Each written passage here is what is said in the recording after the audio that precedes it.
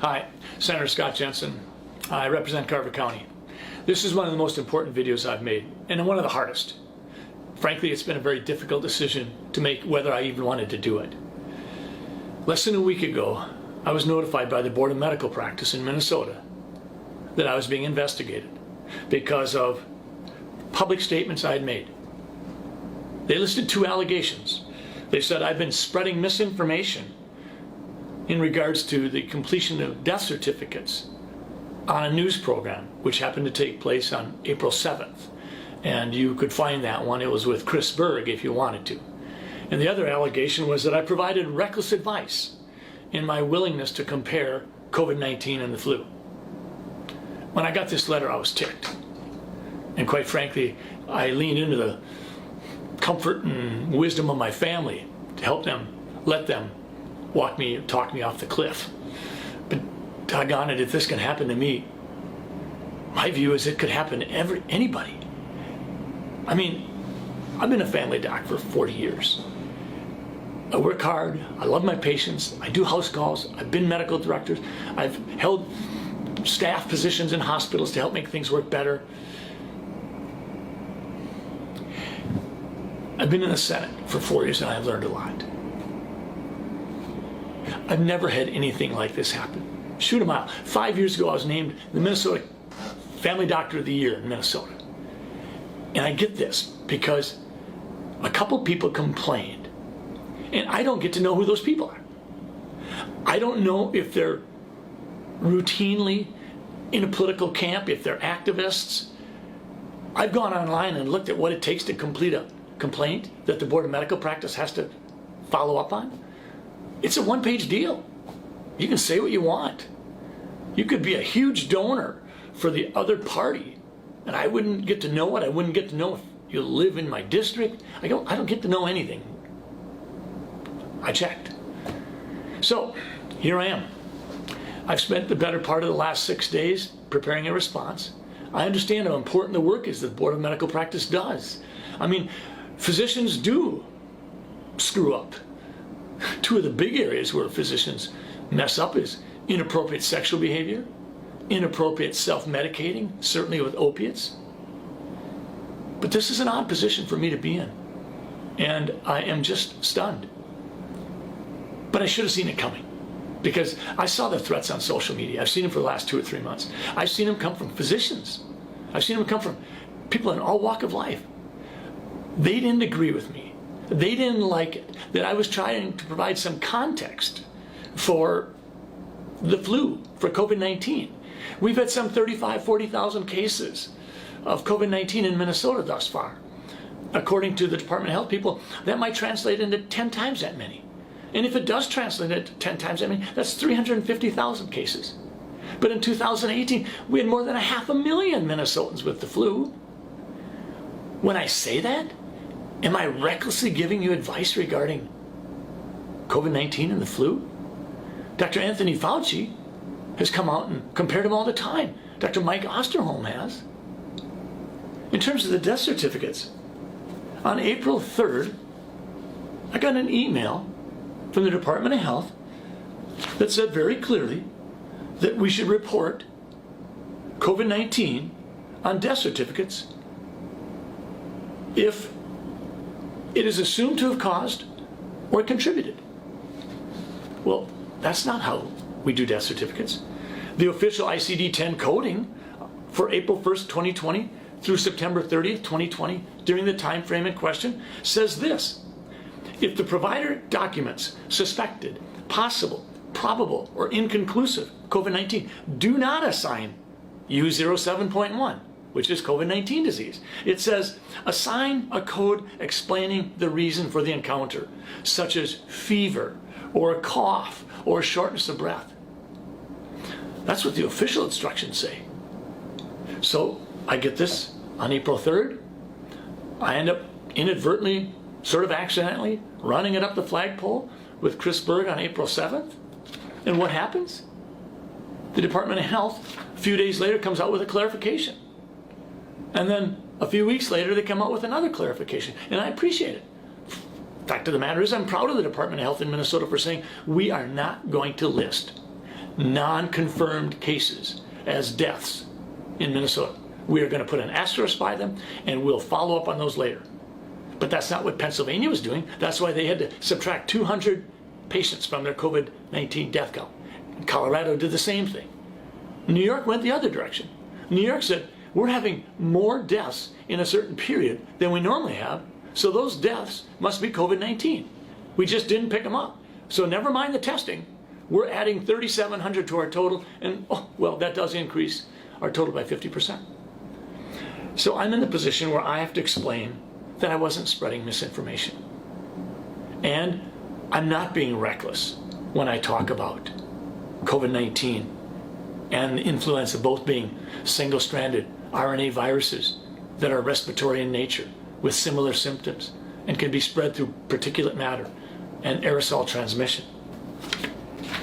I've got an 8-page document that I put together for the Board of Medical Practice, and let me be clear. They do important work, and I'm going to fully cooperate with them. I also have some 70 pages of attachments, and in the attachments, I've got the Pennsylvania Department of Health slashing their numbers by 201. I've got the Department of Health in Illinois, where one of the directors says that just because we put COVID-19 down on the death certificate as cause of death, that doesn't mean the patient died of COVID-19. She said that.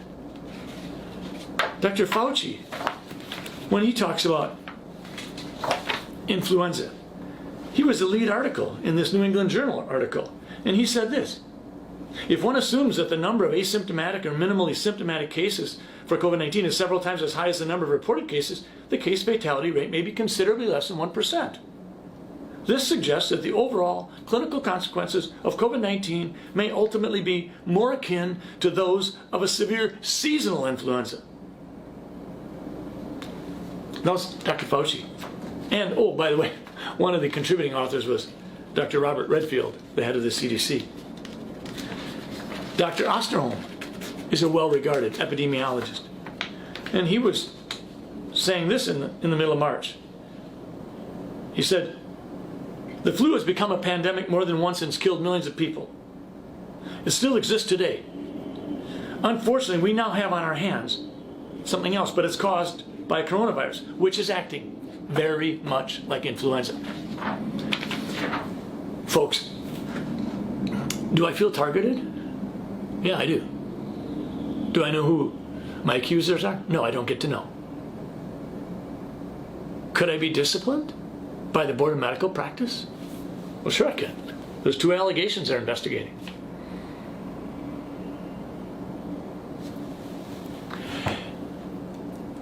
If I have been spreading misinformation, then what about Governor Walz and the Department of Health? Right around March 1st, we had a Department of Health memo that talked about the purpose of, if you will, some of the measures that would be taken to dampen, delay, and decrease the peak, to allow the accumulation of PPE and make sure that our hospital capacities weren't being overwhelmed. In that memo, they say what effective measures are: cover your mouth, don't go out if you have cough or fever, avoid touching your face, your eyes, or mouth, cover your mouth if you cough, wash your hands frequently, minimize outings, socially distance. But what did they say were not effective measures? They said wearing masks is not effective, taking antibiotics is not effective. A month later, Governor Walz comes out, talks about 74,000 Minnesotans dying. Later on, he went back to 29,000, and right around then, I put a different video out saying just the facts. And I said, I'm not buying 74,000 Minnesotans dying, I'm not buying 29,000. And then this one came out a month later, right around May 1st. This is a model that they're using. And it says on here, Minnesotans' model projects nearly 1,000 deaths a day in mid-July. Well, folks, that's next week. So far, we have less than, right around 1,500, of which all but 300 of them have occurred in people in long-term care facilities, in large part because the Department of Health participated in decisions that put people with active COVID-19 disease in the nursing homes. And I'm spreading misinformation. Of course I am.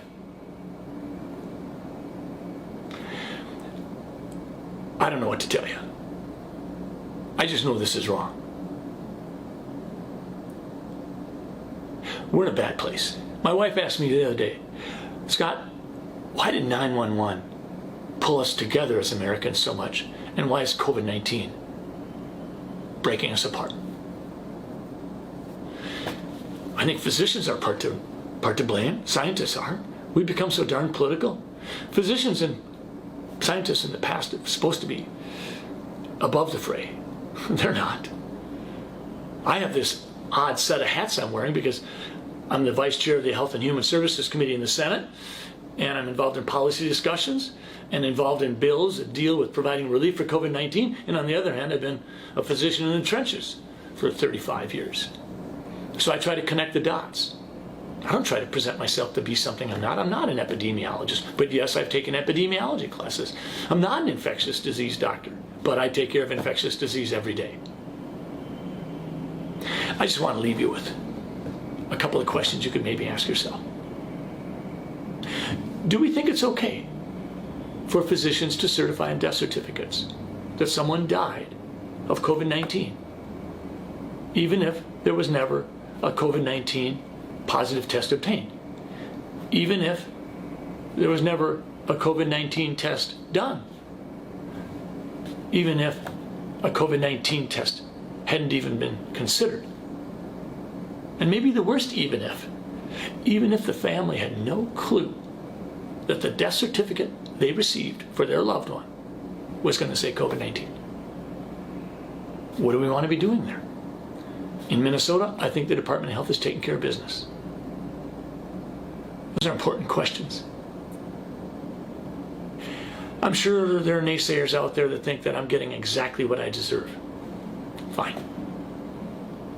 If it can happen to me, I think, frankly, that it could happen to anybody. It feels ugly.